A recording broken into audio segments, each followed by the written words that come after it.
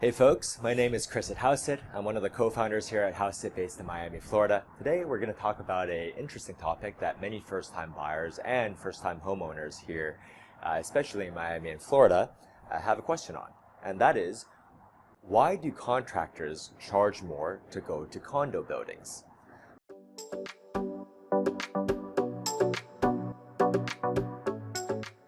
Well, this is pretty important to understand, especially if you're buying or if you're thinking about buying a condo versus a house.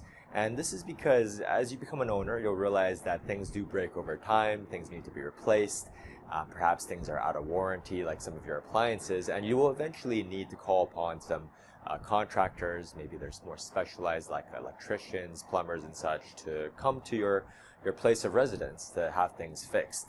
And if you're living in a house, one of the benefits is it's quite easy because there's nobody to speak to in receiving, no management to organize with. They can simply park, in your driveway, and there's no permission needed for that, and it's very easy to stop by and help sort out your issue. However, the reason that contractors have historically disliked going to condo buildings is because it is a lot more difficult, especially when it comes to parking and having to deal with management. So those really are the two sort of major friction points we've heard from contractors again and again. And first of all, it comes down to parking. So if it's a condo building, it's very likely that perhaps it's in a more urban area with a lot of other condo buildings. It's high density. Perhaps as a result, there's going to be less just available street parking. And that means they're going to have to find some way to park at the building. And because contractors oftentimes have oversized vehicles, like very tall trucks, for example, even if you could offer a free guest valet to them, the valet may not be able to take it. And then furthermore, in that case, they would have to speak with perhaps your loading dock, your receiving office, and in that case, they're going to have to find space in the loading dock to place them. And that may be an issue because you have, especially in a taller condo building, hundreds sometimes of residents, sometimes who have scheduled weeks in advance for a move out, move in, major installation or furniture delivery. And, perhaps they have a large truck of their, a contractor parked there for hours at a time, and they've reserved it. And if that's the case, then there may simply be no space for your contractor, especially if you haven't thought in advance, for them to just pop by for an hour or so. So that's one of the major friction points. It's parking, and if they can't find parking, they're standing on the street for a little bit. They might get a parking ticket. God forbid, they might get their vehicle towed. So as you can imagine, this is a real problem. And it's a problem here in Miami as well. But as you can imagine, even more of a problem in a more congested area like, for example, Midtown Manhattan or even Brickell. There, it's kind of sad because sometimes you might even see contractors, homeowners might give them a call and say, hey, they'll ask, where's your place? And they'll say it's in like somewhere in Midtown Manhattan or downtown Manhattan. And the contractor will actually just hang up the phone. So that is something to think about.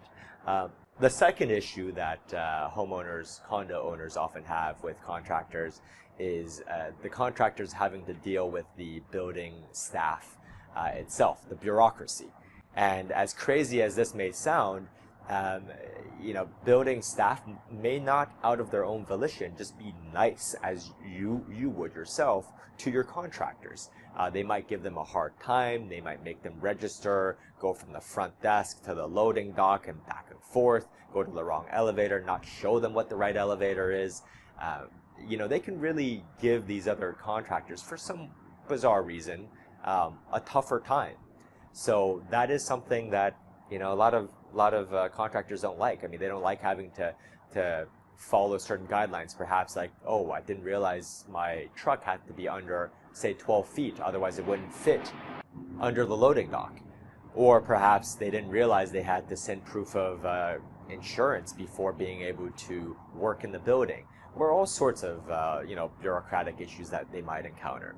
So what we recommend, two ways to alleviate this as a condo owner, because obviously, you buy a condo, the last thing you want is to be disadvantaged when it comes to getting quotes from contractors to replace things. You don't want your cost of maintaining your home to be higher than a house just because you live in a condo building and because of these logistical issues. So here's what we recommend. Make sure you are on good terms with your building staff. Understand what the policies are exactly. Make sure you communicate them to your contractors before they arrive. And then make sure you are there when the contractors arrive. I won't tell you how big of a difference it is for the owner to actually be present, to talk to the loading dock or receiving office staff to make sure that the contractors are taken care of.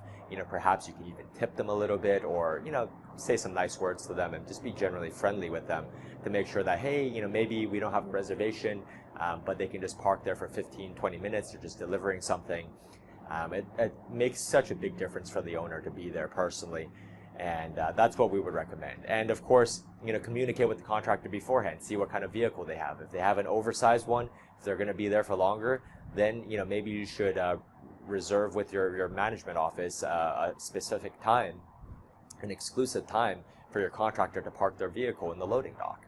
So that's what we recommend. Make sure you're present. Don't just have them come and be quote unquote too busy to worry about what's going on down there, because if they're going to have a really difficult time, it's going to make not only your life but everyone else's life in the building more difficult in the future, because it's going to give a negative reputation to the building, and it's difficult to reach, and it's going to affect quotes for yourself and all of your neighbors in the future. So anyway, we hope you found this video helpful. My name is Chris at Hauseit. We cover all of Southeast Florida. We're based in Miami, Florida. Cover Miami-Dade County, Broward, Palm Beach, St. Martin, and St. Lucie counties. We also cover all of New York City, all 5 boroughs, as well as Long Island and the Hudson Valley. We can help you save up to 6% when you sell with an agent-assisted FSBO listing. And of course, when you buy, we can help you save up to 2% or more with our Hauseit Buyer Closing Credit Program, where our brokers give you 2/3 of the buyer broker commission, subject to us keeping a small minimum of 1% or $7,500, whichever is greater as of this writing. That can be quite a lot of money back to you, because new construction units here sometimes might offer a lot more than 3% to buyers brokers. They might offer 4, 5, 6, or 7% to buyers brokers as an incentive, and 2/3 of that can more than cover your closing costs. So there you have it. Please leave us a comment below if you have any questions or anything to add. We'd love to hear from you, and we'll see you on the next one.